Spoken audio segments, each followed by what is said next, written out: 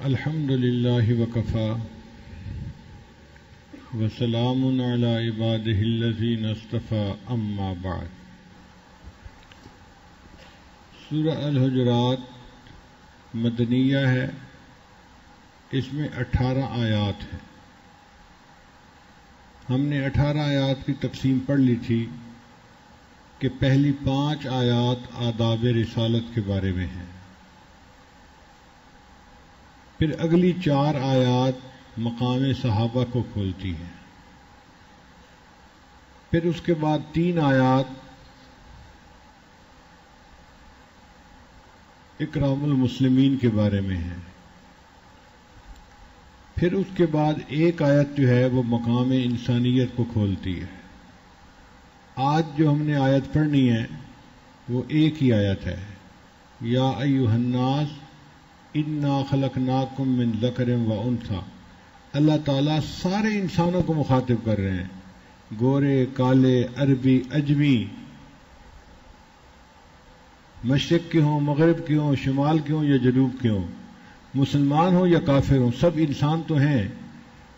تو انسان ہونے کے ناطے جو بندوں کا اللہ سے تعلق ہے، اللہ تعالیٰ انسانوں کو خطاب کر رہے ہیں کہ اے انسانوں، ہم نے تمہیں ایک مرد اور ایک عورت سے پیدا کیا ہے، یعنی تمہارا باپ بھی ایک ہے اور تمہاری ماں بھی ایک ہے، تم ایک ماں باپ کی اولاد ہو. یہ دین اسلام کی خوبصورتی ہے کہ 1400 سال پہلے جب علم نہیں تھا، دنیا جانتی نہیں تھی کہ کیا علم ہوتا ہے، اس وقت انسانوں کو بتایا کہ دیکھو سب انسان ایک لیول پر ہے کہ سب ایک ماں باپ کی اولاد ہے. آج کی سائنس کی دنیا کہتی ہے جی کہ عصبیت ختم کرو، رنگ و نسل کا تفاوت ختم کرو، اور ہم اس نتیجے پر پہنچے ہیں. نہیں، 1400 سال پہلے ہمیں یہ تعلیم دے دی گئی کہ تم انسان ہو اور انسان ہونے کے ناطے سب ایک ہو، کسی ایک کو دوسرے کے اوپر فضیلت نہیں. ہاں اگر فضیلت کا کوئی معیار ہے اللہ کے ہاں، ان اکرمکم عند اللہ اتقاکم، جو تم میں سے زیادہ متقی ہے وہ اللہ کے نزدیک زیادہ احترام والا بندہ ہے. کیا خوبصورت نتیجہ نکالا ہے اس آیت میں. اور اس کی تفصیل تو آگے آتی ہے، لیکن آج دل چاہتا ہے کہ ہم اپنے سبق کو ذرا اور اچھی طرح دہرا لیں تاکہ ہمیں یاد ہو جائے پیچھے ہم نے کیا پڑھا. جو پہلی 5 آیات ہیں وہ کس بارے میں ہیں؟ آداب رسالت کے بارے میں. اب تھوڑا اس سے اور بھی آگے جائیں کہ آداب رسالت میں 3 خاص لفظ ہیں جو ہمیں یاد رہنے چاہیے. ایک لا تقدموا، دوسرا لا ترفعوا، اور تیسرا لا تجہروا. اگر یہ 3 لفظ ہمیں یاد رہیں گے تو ہمیں رہے گا کہ مقام رسالت میں ہمیں بتایا کیا گیا ہے. لا تقدموا ہمیں سمجھاتا ہے کہ ہم نے کسی بھی کام میں اللہ اور اس کے رسول سے کسی معاملے میں پہل نہیں کرنی، ان کے حکم سے پہل نہیں کرنی، ان کے حکم کی خلاف ورزی نہیں کرنی، بس تسلیم. جب حکم سامنے آ گیا سر جھکا دے. اور اسی تقدم کے لفظ سے پتہ چلا کہ جو احترام ہم اللہ کے محبوب صلی اللہ علیہ وسلم کا کرتے ہیں، جو ان کے ورثاء ہیں، وہ بھی اسی احترام میں شامل ہے. چنانچہ علماء کا بھی احترام اسی طرح ہی کرنا چاہیے. ان کے سامنے لاجک دینا، باتیں کرنا، اپنی عقلی جو ہے وہ دلیلیں دینا، یہ سب غلط ہے. کالج یونیورسٹیوں کے لڑکے کئی دفعہ علماء سے بیٹھ کے بحثیں کرنی شروع کر دیتے ہیں. شریعت نے اس کو منع کیا گیا. اور اسی میں ہے کہ چھوٹا بڑے کا ادب کرے، اولاد ماں باپ کا ادب کرے، شاگرد استاد کا ادب کرے.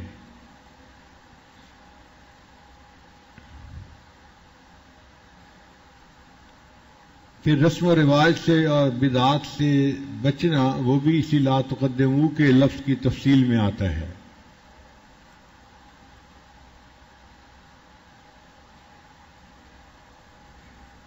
اور اس لا تقدموا میں ہم نے جو خاص ایک فکرہ یاد کرنا ہے کہ ہمیں جو بھی ملتا ہے وہ خدا سے ملتا ہے. جو بھی ملتا ہے ہمیں خدا سے ملتا ہے. اللہ ہی ہمارا مشکل کشا ہے, وہی ہمارا حاجت روا ہے, وہی ہر ضرورت کو پورا کرنے والا ہے.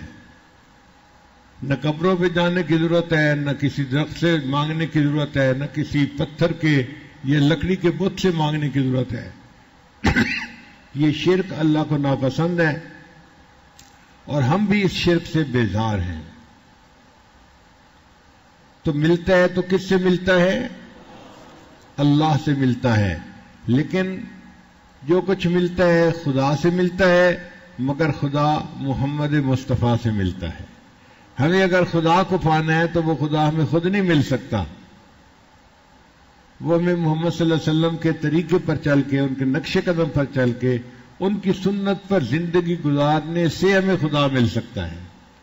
تو یہ فکر خاص آداب رسالت کے بارے میں یاد رکھیں کہ ہمیں جو ملتا ہے خدا سے ملتا ہے, مگر خدا ہمیں محمد مصطفیٰ سے ملتا ہے. ان کی سنت سے محبت کرنا, ان کے طریقوں سے محبت کرنا, اپنی اولاد کو سنت کے طریقے سکھانا, اپنے گھر کو سنتوں سے سجانا, اپنی زندگی میں ڈھونڈ ڈھونڈ کے سنتوں پر عمل کرنا, یہ مومن کا شوق ہونا چاہیے. جیسے شادی کے وقت دلہن کو سجاتے ہیں, آنکھوں میں سرما ڈال دو جی دلہن کی آنکھیں خوبصورت لگیں گی, کان میں بالیاں ڈال دو جی کان خوبصورت لگیں گے, ہاتھوں میں چوڑیاں ڈال دو جی کلائیاں خوبصورت لگیں گی, انگوٹھی ڈال دو تو انگلیاں خوبصورت لگیں گی. جس عضو میں زیور ڈالتے جائیں وہ خوبصورت نظر آتا ہے خاوند کی نظر میں. اسی طرح نبی علیہ الصلوۃ والسلام کے جس سنت کو ہم اپنے عضو پر سجا لیں گے, ہمارا وہ عضو اللہ کی نظر میں خوبصورت بن جائے گا. اور جو متبع سنت بندہ ہوتا ہے وہ اسی طرح سجا ہوا ہوتا ہے جیسے کہ دلہن اپنے خاوند کے سامنے سجی ہوئی ہوتی ہے. اللہ اس کو محبت کی نظر سے دیکھتے ہیں. اس کا اٹھنا میں محبوب کی یاد دلاتا ہے, اس کا بیٹھنا, اس کا چلنا, اس کا پھرنا, اس کا بولنا, اس کا ہر عمل مجھے میرے محبوب کی یاد دلاتا ہے, مجھے یہ بندہ ہی پیارا لگتا ہے. اس لیے نبی صاحب نے فرمایا ان کنتم تحبون اللہ فاتبعونی یحببکم اللہ. اگر تم اللہ سے محبت کرتے ہو میری اتباع کرو, اللہ تم سے محبت کرنے لگ جائیں گے. تو متبع سنت انسان اللہ کا محبوب بن جاتا ہے, اللہ کا پیارا بن جاتا ہے. آپ بتائیں کوئی پیارا بندہ کوئی بات کہے تو نہ کرنے کو دل کرتا ہے؟ اسی طرح متبع سنت بندہ جب دعا کرتا ہے اللہ تعالیٰ اس کی دعا کو نہ نہیں کرتے, اس کی دعا کو پورا فرما دیتے ہیں. تو مستجاب الدعوات بننے کا بھی آسان طریقہ سنت کی اتباع ہے. تو آداب رسالت میں ہم نے 3 لفظ یاد کرنے ہیں. کون کون سے؟ لا تقدموا, دوسرا لا ترفعوا, اور تیسرا لا تجہروا. اب یہاں تک ہمیں اس صورت میں آداب رسالت کا نچوڑ کیا تھا وہ ذہن میں بیٹھ گیا. پھر اس کے بعد 4 آیات مقام صحابہ کے بارے میں ہیں. وہ جو مقام صحابہ کے بارے میں ہے اس میں بھی ہمیں 3 ہی لفظ یاد کرنے ہیں. پہلا لفظ یاد کرنا ہے فتبینوا, کہ جب بھی کوئی خبر آئے کسی سے آئے ہمیں چاہیے کہ ہم اس کی تصدیق کریں, اس کی تحقیق کریں کہ وہ ٹھیک بھی ہے یا نہیں. بنا سوچے سمجھے بات کو سن لینا, آگے نقل کرنا, اس پر عمل کرنا, یہ چیز ندامت کا ذریعہ بنتی ہے. اور محدثین نے اس فتبینوا کے لفظ سے علم کا ایک پورا باب قائم کیا. لاکھوں بندوں کے حالات زندگی قلم بند کیے گئے اور حدیث کی روایت کے لیے ایک ایک راوی کو چھان پھٹک کے پھر حدیث کو قبول کیا گیا. اس ایک لفظ میں کیا علم کا خزانہ تھا کہ پورا علم کا ایک سبجیکٹ اس کے اوپر جو ہے وہ کھڑا ہو گیا.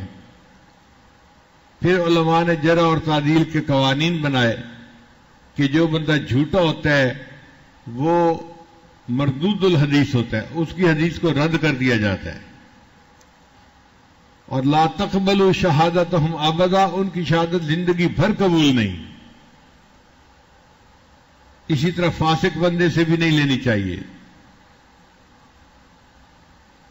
اسی طرح جس راوی کے حالات کا پتہ نہ ہو، جو مجہول حال ہو، اس سے بھی روایت نہیں لینی چاہیے.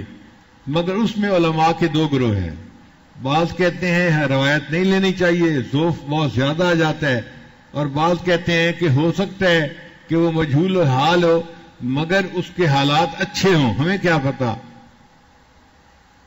ضروری تو نہیں کہ وہ برا ہی ہوگا، فاسق و فاجر ہی ہوگا، نیک بندہ بھی تو ہو سکتا ہے، حالات معلوم نہیں. تو بھئی اب فیصلہ کیسے کریں کہ مجہول الحال سے روایت لینی ہے نہیں؟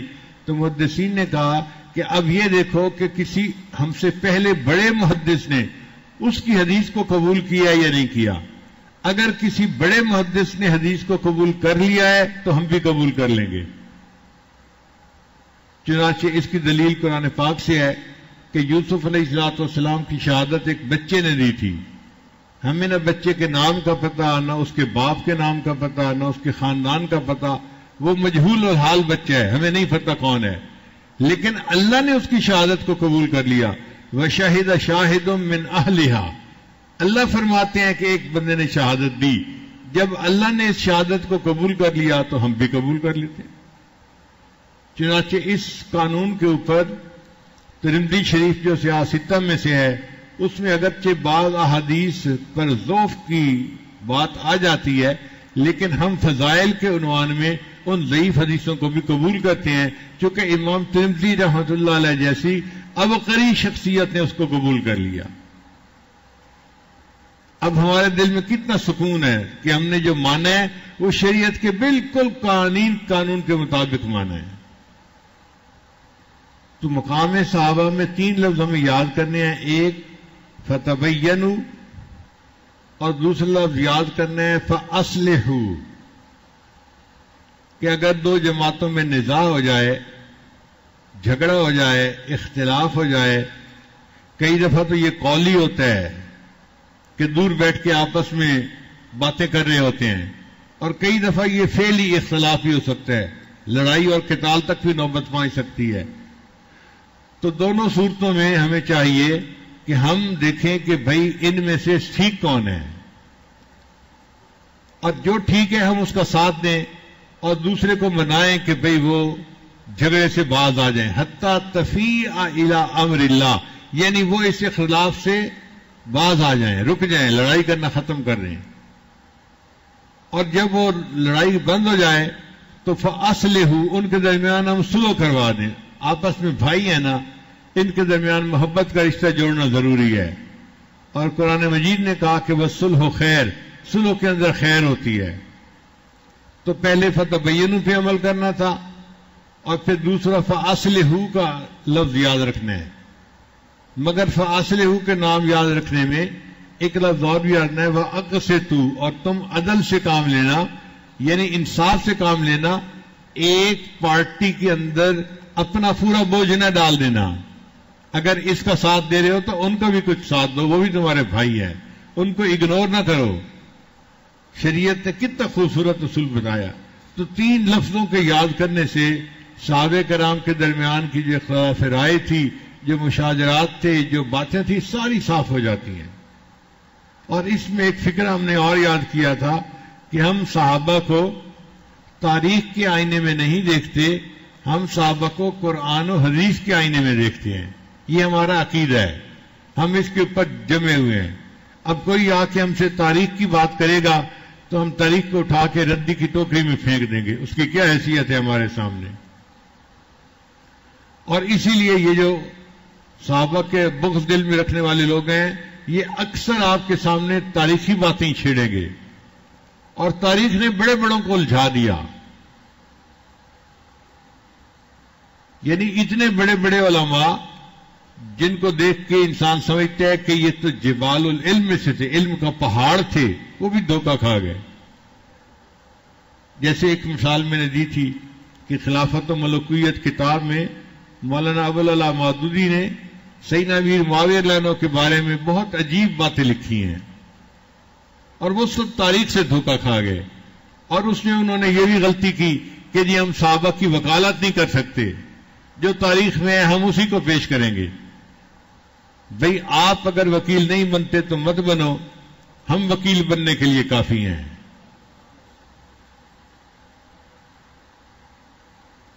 جب بھی عزت صحابہ پہ یا حرمت صحابہ پہ کوئی بات آئے گی ہم اس کا علمی اور عملی دفاع کریں گے. تو صحابہ کے ساتھ محبت کا ہونا نبی علیہ السلام کے ساتھ محبت کی دلیل ہے. وَمَنْ أَحَبَّهُمْ فَبِحُبِّي أَحَبَّهُمْ وَمَنْ أَبْغَضَهُمْ فَبِبُغْضِي أَبْغَضَهُمْ. اور نبی علیہ السلام نے فرمایا جو ان سے بغض رکھتا ہے وہ مجھ سے بغض رکھتا ہے. اور پھر نبی علیہ السلام نے یہ بھی فرمایا بِأَيِّهِمْ اقْتَدَيْتُمْ اهْتَدَيْتُمْ. تم جس صحابی کی بھی نقش قدم پر چلو گے تو تم میری پیروی کرنے والے بن جاؤ گے، ہدایت والے بن جاؤ گے. اس لیے ہم اپنے آپ کو اہل سنت والجماعت کہتے ہیں. اہل سنت والجماعت کا کیا معنی؟ کہ جو نبی علیہ الصلوۃ والسلام کی سنت ہے ہم اس پر بھی عمل کرتے ہیں، اور جو صحابہ کرام کی جماعت کا عمل ہے ہم اس کی بھی پیروی کرتے ہیں. ہم اہل سنت والجماعت ہیں.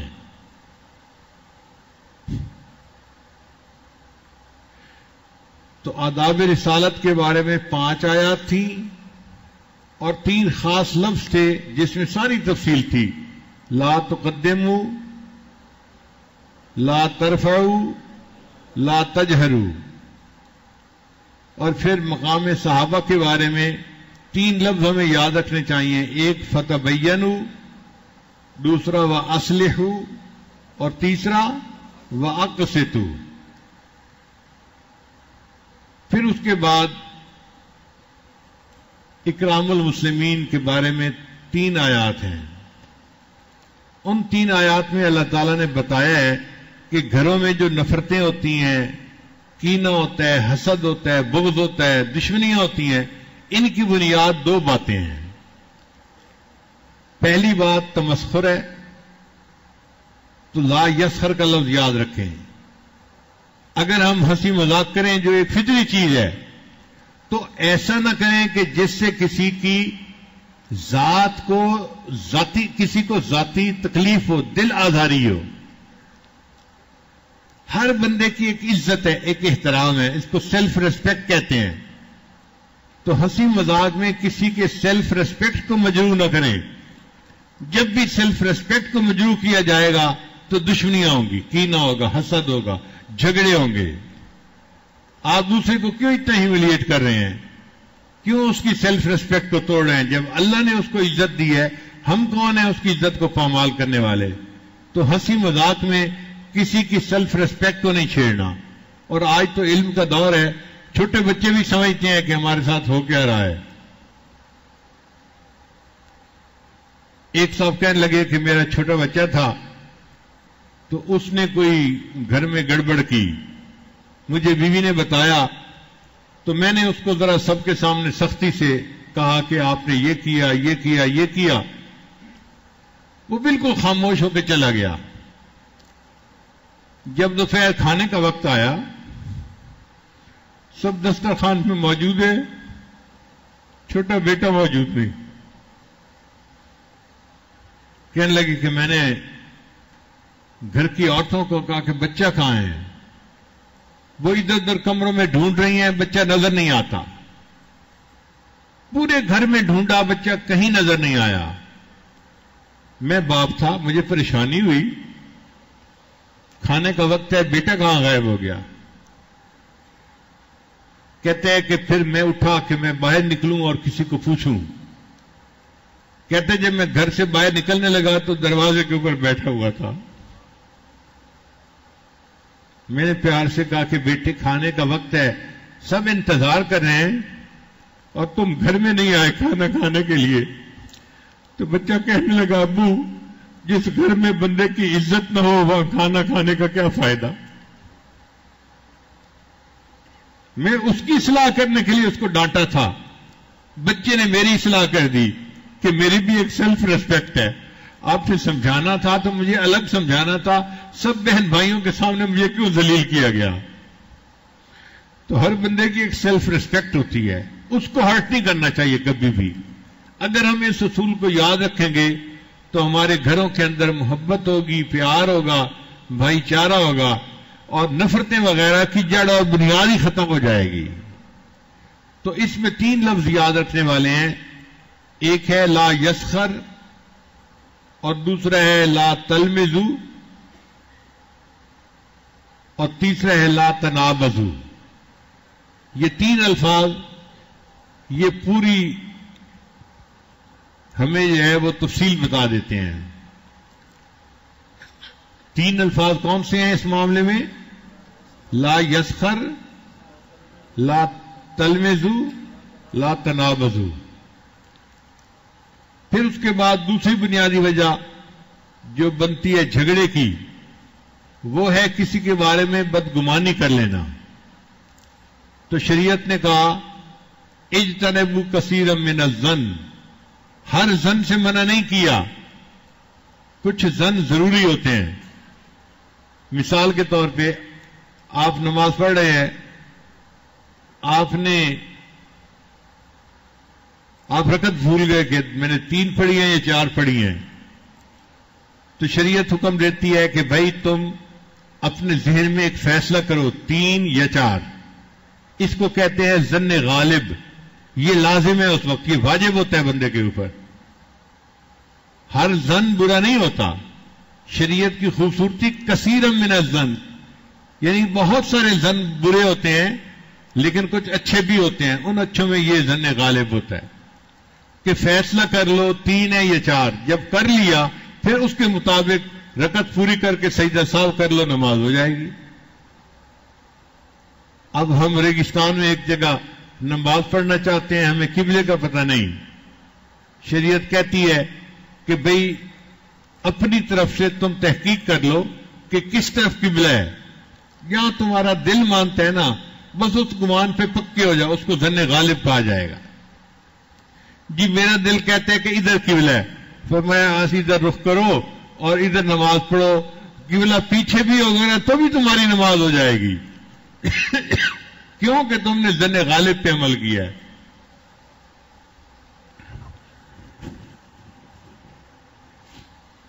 اب یہ بندہ فرض کو ظن غالب کی وجہ سے سامنے نماز پڑھ رہا ہے، نماز کے دوران اس کو خیال آیا کہ نہیں قبلہ تو پیچھے تھا، تعین کرنے میں میرے سے جو ہے وہ غلطی ہوئی. شریعت کہتی ہے اچھا اب تمہارا اگر ظن غالب یہ ہو گیا ہے نا، تم نماز کے دوران اپنا رخ پیچھے کی طرف کر کے باقی 2 رکعت ادھر پڑھ لو. 2 ادھر پڑھی تھی، 2 ادھر پڑھی تھی، نماز پھر بھی قبول ہو گئی.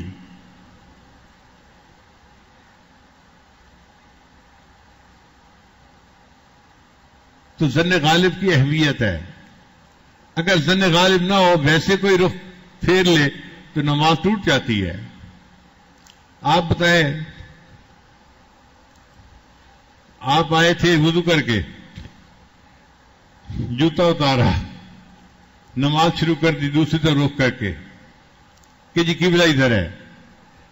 2 رکعت کے بعد خیال آیا میرا تو قیمتی جوتا تھا اتنا مہنگا اور میں نے اتار دیا ہے، کوئی پیچھے سے آ کے اٹھا کے بھاگ گیا تو کیا بنے گا. تو اب فکر شروع ہو گئی. اب آ کے رخ جوتوں کی طرف پیچھے کر لیں تو نماز ہو جائے گی. عمل تو وہی ہے، نیت ظن غالب والی نہیں تھی. اب دنیا کے مال کی نیت تھی جس نے کہ نماز کو توڑ دیا. کام دونوں کا ایک جیسا ہی تھا. تو ظن غالب کی اپنی اہمیت ہے.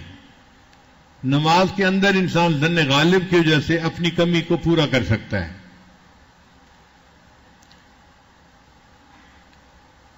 اور ایک ظن ہے جو فرض ہے، اور وہ ہے اللہ کے ساتھ حسن ظن رکھنا.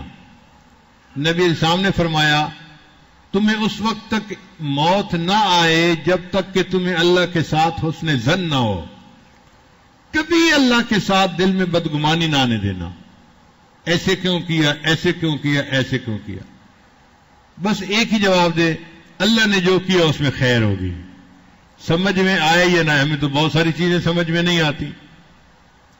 ہماری سمجھ کا کیا کہنا، ہم تو جگہ جگہ ٹھوکریں کھاتے پھرتے ہیں.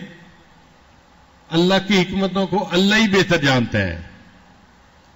ہماری والدہ صاحبہ پنجابی بولتی تھیں اور ایسے جب بھی کوئی بات آتی تھی نا تو کہتی تھی اللہ دی اکھیاں وڈیاں، اللہ کی آنکھیں بڑی ہیں۔ اب میں بچہ تھا تو مجھے سمجھ نہیں آتی تھی کہ امی ایسا کیوں کہتی ہے کہ اللہ کی آنکھیں بڑی ہیں۔ میں بچہ ہو کے سوچتا تھا کہ انسان کی آنکھیں اتنی چھوٹی ہیں اور بھینس کی آنکھیں اتنی موٹی ہوتی ہیں، تو امی کہتی ہے اللہ کی آنکھیں بڑی، تو پتہ نہیں اللہ کی آنکھ کتنی موٹی ہوگی۔ تو میں نے ایک دن پوچھ لیا امی آپ کہتی ہیں اللہ کی آنکھیں بڑی، کیا مطلب؟ امی نے سمجھایا بیٹا اللہ جو دیکھتا ہے وہ ہم نہیں دیکھ سکتے، بس اس کو کہنے سے دل کو تسلی ہو جاتی ہے کہ اللہ نے اگر ایسا کیا ہے تو اللہ نے ٹھیک کیا ہے، ہماری سمجھ میں تو بہت ساری چیزیں اور بھی نہیں آتی، یہ بھی نہیں آ رہی، کیا ہوا؟ تو اللہ کی آنکھیں بڑی ہیں، اللہ جو کرتا ہے اس میں خیر ہوتی ہے۔ تو اندھا یقین ہو اور اللہ کے ساتھ حسن ظن ہو، اور یہ حسن ظن کیا ہے؟ یہ فرض ہے، ہر بندے کے اندر، ہر مومن کے اندر حسن ظن اللہ کے بارے میں ہونا چاہیے۔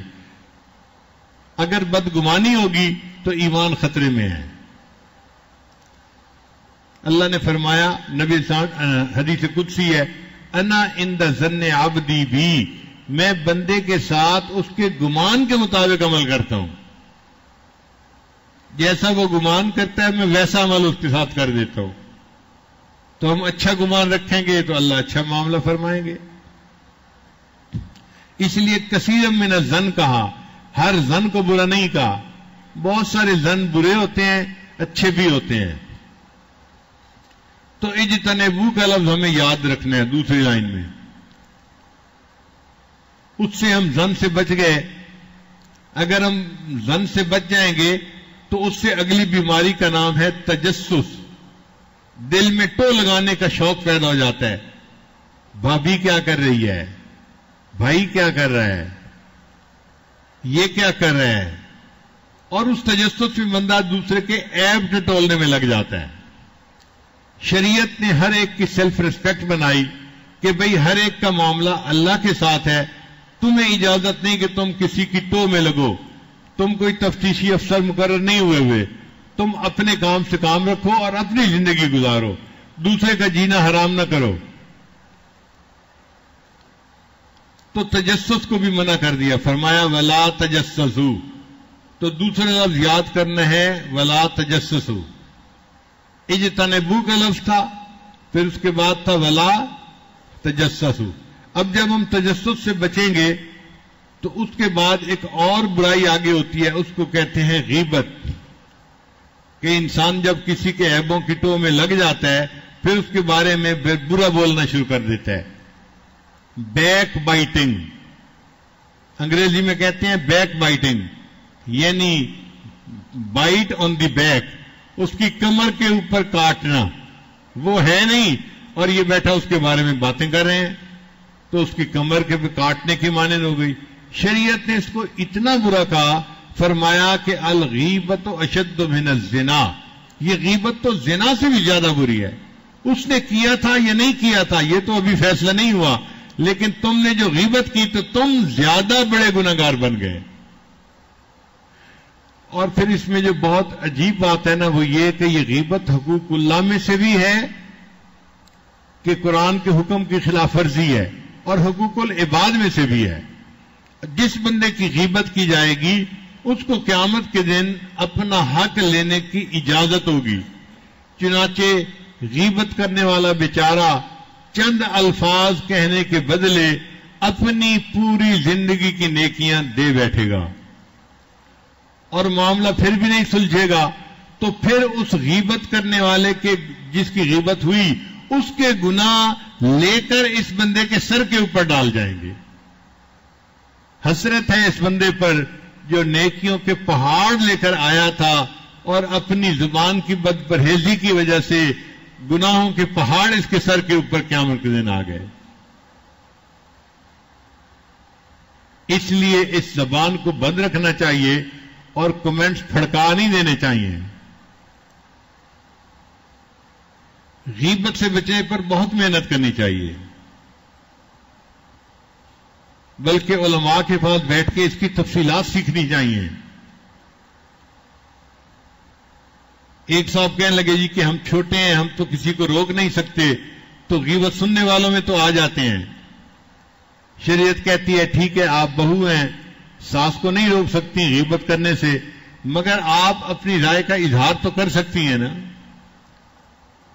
آپ بتا دیں امی آپ کیا ہر وقت یہ ٹاپک لے کے بیٹھی رہتی ہیں، چھوڑیں ان باتوں کو۔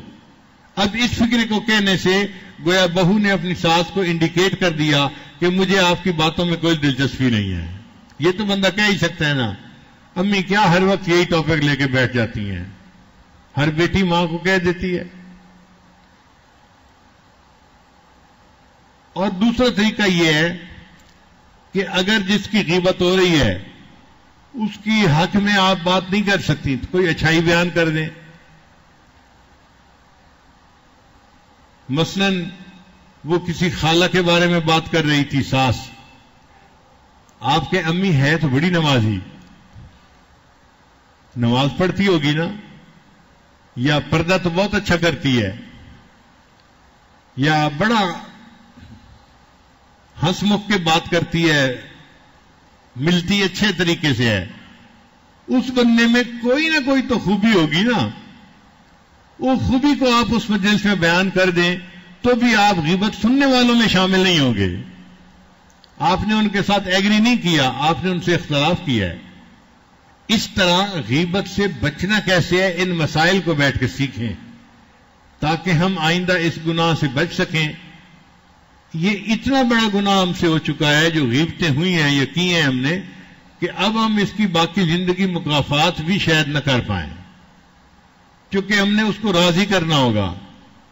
پتہ نہیں وہ کب راضی ہوگا، سال کی نیکیاں، 2 سال کی نیکیاں، ساری زندگی کی نیکیاں، اگر پھر بھی راضی نہ ہوا تو وہ کہے گا جی میرے سر کا بوجھ اس کے سر کے اوپر ڈالے تو ہمارے سر پر تو اس کے گناہوں کا بوجھ ہمارے سر پہ آ جائے گا، ہم کیوں کسی کی غیبت کریں۔ اسی لیے ہمارے اکابر جو تھے وہ بالکل کسی کے بارے میں کوئی اس طرح کی بات نہیں کرتے تھے۔ سب سے زیادہ غیبت آج کل جو ہوتی ہے نا وہ سیاستدانوں کی ہوتی ہے، جس کو دیکھو وہی اٹھ کے بات کر رہا ہوتا ہے فلاں کے بارے میں، فلاں کے بارے میں، فلاں کے بارے میں، اور پتہ ہی نہیں ہوتا، اور پتہ نہیں کتنی غیبتیں کر کر کے ہم اپنی نیکیاں ایک دن میں ضائع کر دیتے ہیں۔ تو بھئی اس کو حل کیا ہے؟ اب ایک بندہ ورکر ہے جمعیت کا، تو وہ تو ہے اسی لائن میں، اسی مشن میں، اب وہ آ کے سوال مجھ سے پوچھتا ہے کہ حضرت بتائیں ہم نے تو سیاست کی بات کرنی ہوتی ہے، ہم بات نہ کریں تو کیا کریں؟ بھائی اس کے لیے اپنے کوڈ بنا لو نا، نام لے کے بات کرنے کی کیا ضرورت ہے؟ اب 2 بھائیوں کی بات کرنی ہے تو ایک بڑے صاحب ایک چھوٹے صاحب، چھوٹے میاں بڑے میاں، کریں جو باتیں کرنی ہیں، نام کیوں لیتے ہیں؟ بڑے میاں کہہ کے جو بات کرنی ہے کر دیں، سمجھنے والا سمجھ جائے گا، اور چھوٹے میاں کہہ کے چھوٹے کی بات کر لیں، سمجھ جائے گا۔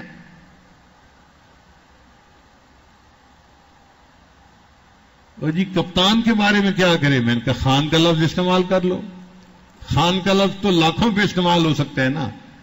تو جب آپ خان نے یہ کہا تو آپ تو سمجھ رہے ہوں گے کہ سیاست کا خان کون ہے، لیکن نام نہ ہونے کی وجہ سے غیبت نہیں ہوگی۔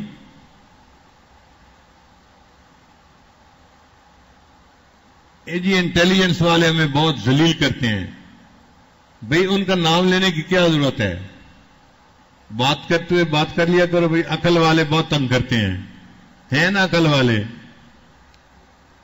اپنا نام رکھو، اپنے کوڈ بناؤ، بات کرو جو کرتے ہو، غیبت سے بچو۔ تو انسان بات بھی کرے تو اشاروں میں اس طرح کے کرے کہ بائی نیم گفتگو نہ ہو اور بندے پر غیبت کا جرم صادر نہ ہو۔ اس لیے اللہ تعالیٰ نے قرآن مجید میں زلیخا کا تذکرہ کرنا تھا تو اللہ نے نام نہیں لیا، 2 لفظوں میں بات سمٹ جاتی۔ زلیخا نے یوسف کو یہ کہا، اللہ نے زیادہ لفظ استعمال کیے، کلام کو لمبا کرنا پسند کر لیا مگر نام نہیں لیا۔ وراودته التي هو في بيتها عن نفسه وغلقت الابواب وقالت هيت لك۔ कितने लफ्ज इस्तेमाल अल्लाह ने कर लिए, मगर अल्लाह ने बात इशारे में की, नाम लेके नहीं की। तो हमें भी इस खल्क को अपनाना चाहिए कि हम भी बात करते हुए किसी की बात करनी हो तो इशारे में करें, नाम लेके न करें। नाम लेके बात करेंगे गीबत बनेगी और ये बहुत बड़ा जुर्म होगा, और इसकी वजह से बहुत सारे लोग क़यामत के दिन जहन्नम में जाएंगे।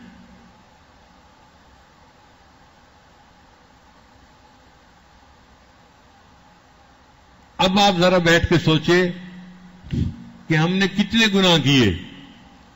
मेरा ख्याल है कोई दिन का घंटा ऐसा नहीं होगा जो हमारा किसी की गीबत के बगैर न गुजरो। और वैसे हम समझते हैं जी कि हम तो बड़े नेक हैं, हमने तो गुनाह किए ही नहीं। और गुनाह ऐसे हैं कि जब बोले गुनाह हुआ, जब बोले गुनाह हुआ, या झूठ निकला या गीबत निकली, तो हमारी तो जिंदगी ही गुनाहों से अटी पड़ी है। इसलिए बहुत ज्यादा तौबा करने की जरूरत है। अगर हमारे घरों से गीबत का जुर्म खत्म हो जाए तो घरों की नफरतें खत्म हो जाएं और घरों के अंदर मोहब्बत आ जाए, प्यार आ जाए। यह खुलासा था जो हमने अब तक पढ़ा। तो आदाब रिसालत के बारे में कितनी आयात हैं? 5। और कितने अल्फाज याद करने पड़ते हैं? वो कौन कौन से अल्फाज हैं? ला तुक़द्दिमू, ला तरफ़ऊ, ला तजहरू। फिर मकाम सहाबा के बारे में कितनी आयात थी? 4। और उसमें कितने अल्फाज याद करने हैं? कौन कौन से? फतबय्यनु व अस्लिहू व अक़सितू। फिर उसके बाद इकरामुल मुस्लिमीन के बारे में कितनी आयात हैं? 3 आयात हैं। और 3 आयात में शरीयत ने 2 बुनियादी गलतियों की निशानदेही की है। एक गलती शुरू होती है तमस्खुर से, उसमें भी 3 लफ्ज याद करने हैं। ला यस्खर, ला तलमिजू, ला तनाबजू। और जो दूसरी गलती है वो बदगुमानी से शुरू होती है। तो इज्तनेबू कसीरम मिनल ज़न, इज्तनेबू का लफ्ज याद रखना है। और ये बदगुमानी फिर इंसान को तफ्तीश में लगा देती है, टो में लगा देती है। उसको तजस्सुस कहते हैं। वला तजस्ससू, उससे भी मना कर दिया गया। फिर नतीजा निकलता है गीबत पर, तो शरीयत ने कहा वला यग़तब बादुकुम बादा, तुम में से बाज लोग बाज लोगों की गीबत न करें। अगर हम गीबत से अपने घरों को पाक कर लेंगे तो आप देखेंगे आपके घर के अंदर मोहब्बतें होंगी, प्यार होगा, उल्फतें होंगी, सब एक दूसरे के साथ शीर शकर बन के जिंदगी गुजारेंगे।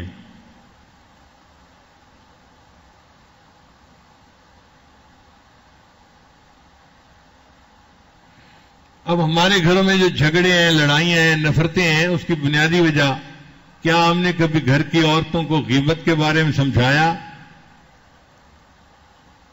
जब टॉपिक ही कभी नहीं छेड़ा तो वो क्या समझेगी, बच्चे क्या समझेंगे, और घरों से झगड़े कैसे खत्म होंगे? हो ही नहीं सकते। फिर उसके बाद जो आयत आज पढ़ी गई ये इकराम एहतराम इंसानियत के बारे में है कि हमारे अंदर हर इंसान का एहतराम होना चाहिए। एहतराम से क्या मुराद? उसको हकारत से न देखें।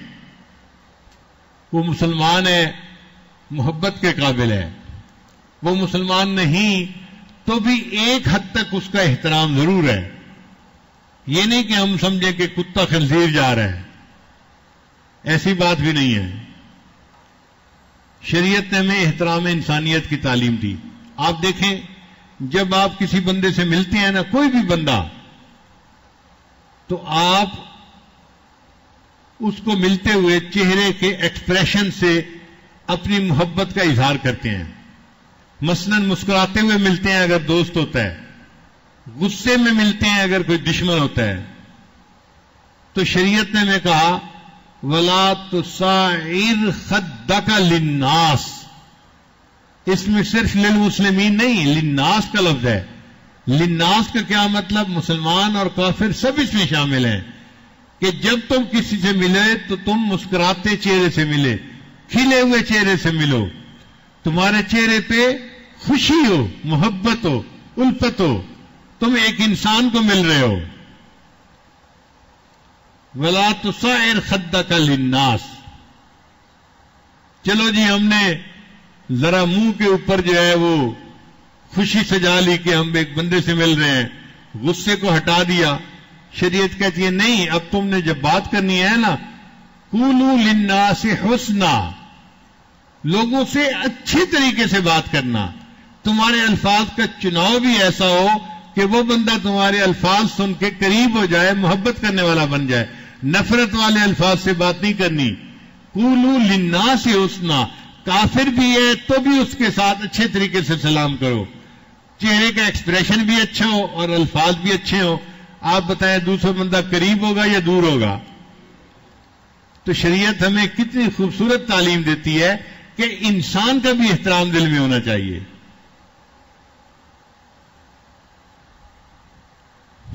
صلاح الدین ایوبی نے جو جنگیں لڑی عیسائیوں کے ساتھ, اس میں اس نے عیسائیوں کے ساتھ کیسا حسن سلوک کا معاملہ کیا, واقعات پڑھ پڑھ کے حیران ہوتے ہیں. اس کے مقابلے میں رچرڈ بادشاہ تھا جو عیسائی تھا اور بڑا مسلمانوں کا دشمن تھا.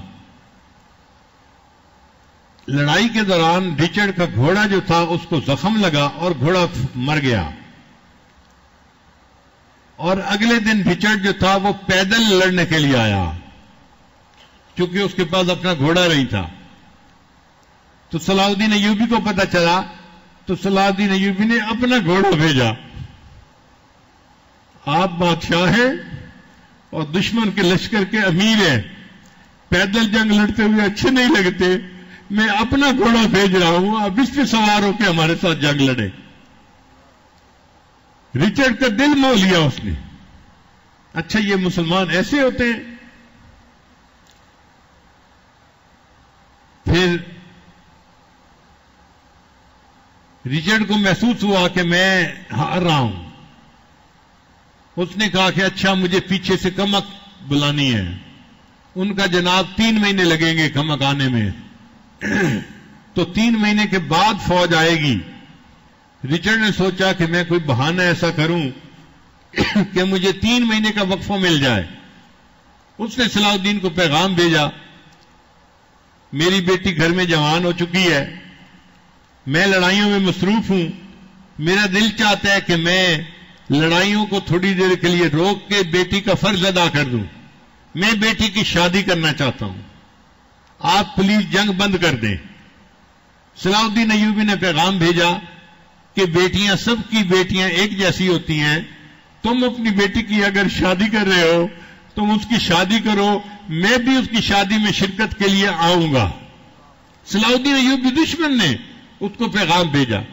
چنانچہ رچرڈ نے 2-3 مہینے تیاری کی اور پھر بیٹی کی شادی کی, اور صلاح الدین ایوبی اکیلا اس کی بیٹی میں شادی میں شریک ہوا.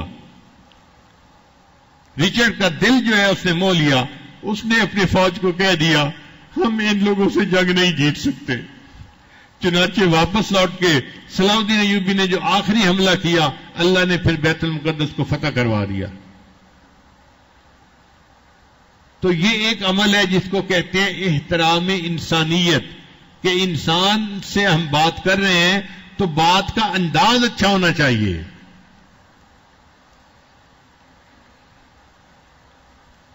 اب یہاں آ کے ہم دھوکہ کھا جاتے ہیں, ہم ہیں جذباتی بندے, ہم ذرا کسی کا نام لینا شروع کر دیتے ہیں, ساتھ ایسے منہ بنا لیتے ہیں جیسے پتہ نہیں ہمیں کتنی نفرت ہے اس سے.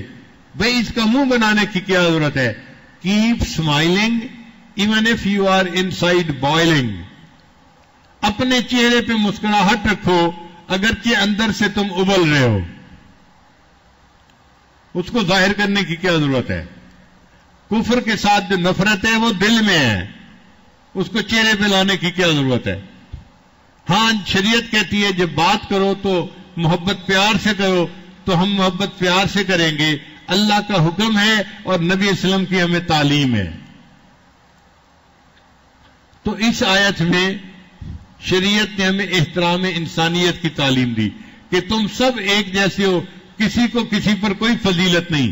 اپنے آپ کو دوسروں سے افضل نہ سمجھنا, میں تو جی خان ہوں اور میں تو بلوچ ہوں اور میں تو فلاں ہوں اور میں تو فلاں ہوں. کوئی اگر نسب کا مسئلہ ہوتا تو قیامت کے دن اللہ اس کو وزن دیتے. اللہ فرماتے ہیں فلا انصاب بینہم یومئذ ولا یتساءلون، قیامت کے نسب کو پوچھے ہی نہیں جائے گا. اس لیے سب ایک ہیں، اللہ کے بندے ہیں. ہاں اس میں شریعت نے کفر کا حکم دیا ہے کہ جب لڑکی کی شادی کرنی ہو تو تم کم از کم ایسا گھر ڈھونڈو جو تمہارا ہم مرتبہ ہو. اور اس میں حکمت یہ ہے کہ اگر ایک امیر گھر کی بچی بہت غریب گھر میں چلی جائے تو وہ تو وہاں ایڈجسٹ ہی نہیں ہو سکے گی، تو جھگڑے ہوں گے. آج جھگڑا ہے کل طلاق ہو جائے گی. تو شریعت نے منع کیا نہیں، شادی کرنی ہے تو لیول میں کرو. اب یہ لیول میں کون ہے؟ جس نے بھی کلمہ پڑھ لیا وہ سب ایک لیول پہ ہیں. جس نے کلمہ پڑھ لیا وہ سب ایک لیول پہ ہے. ہاں اگر دنیاوی اعتبار سے بھی ایک جیسا لیول ہو تو اور زیادہ اچھا ہو جائے گا. اس لیے کفر میں شادی کرنا شریعت نے اس کا حکم لگا دیا. اور اس میں یہ بھی حکمت تھی کہ عین ممکن ہے کہ کوئی مرد چالاک ہو اور وہ کسی امیر گھر کی سادہ لڑکی کو باتوں میں ایسا الجھا لے کہ لڑکی شادی کے لیے تیار ہو جائے. تو ماں باپ اس کو کہیں گے نہیں بیٹی یہ تمہارے پلے کا نہیں ہے، اس خاندان میں شادی نہیں کر سکتے، اس لیے کہ اس کی نظر لڑکی پہ نہیں ہے، اس کی نظر لڑکی کے آنے والے جہیز کے اوپر ہوگی. کتنا حسن ہے اس شرط کے لگانے میں بھی. تو ماں باپ کی عقل ٹھکانے میں ہوتی ہے، وہ جذباتی سوچ نہیں رکھتے. وہ بیٹی کو سمجھاتے ہیں کہ بیٹی تمہاری رائے کا ہم احترام کرتے ہیں، لیکن جو تم نے چوائس کی ہے نا وہ تمہارا غلط ہے، وہ تمہارے برابر کا نہیں ہے بچہ، ہم نہیں شادی کر سکتے. وہ منع کر سکتے ہیں.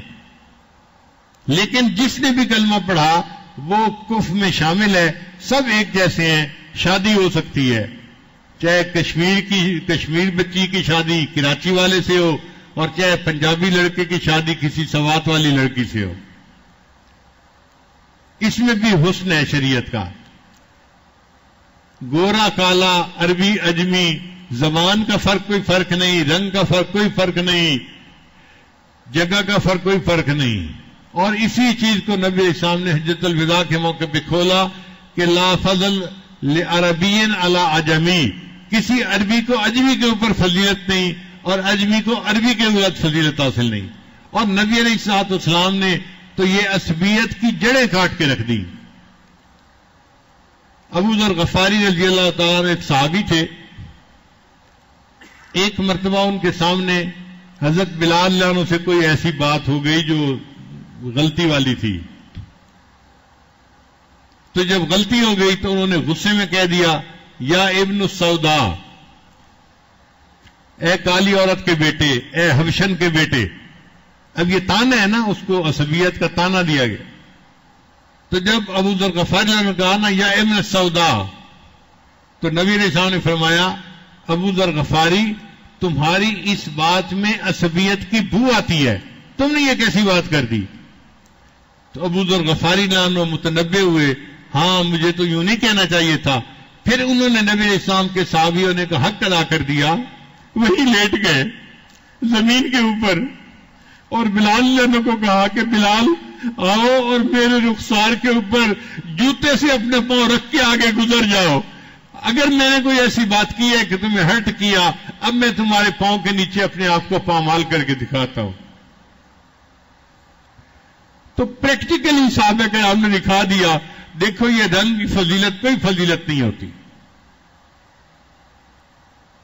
یوں تو سید بھی ہو، مرزا بھی ہو، افغان بھی ہو، تم سبھی کچھ بتاؤ تو مسلمان بھی ہو. فرقہ بندی ہے کہیں اور کہیں ذاتیں ہیں، کیا زمانے میں پنپنے کی یہی باتیں ہیں؟ آج ہمارے کھوکھلا ہونے کی بنیادی وجہ ہمارے اندر کے یہ سارے جھگڑے ہیں. گھروں میں بھی ہیں، سوسائٹی میں بھی ہیں، آپس میں بھی طبقے بازی ہے. اللہ تعالی ہمیں ایک بن کر نیک بن کر زندگی گزارنے کی توفیق عطا فرمائے. وآخر دعوانا ان الحمد للہ رب العالمین.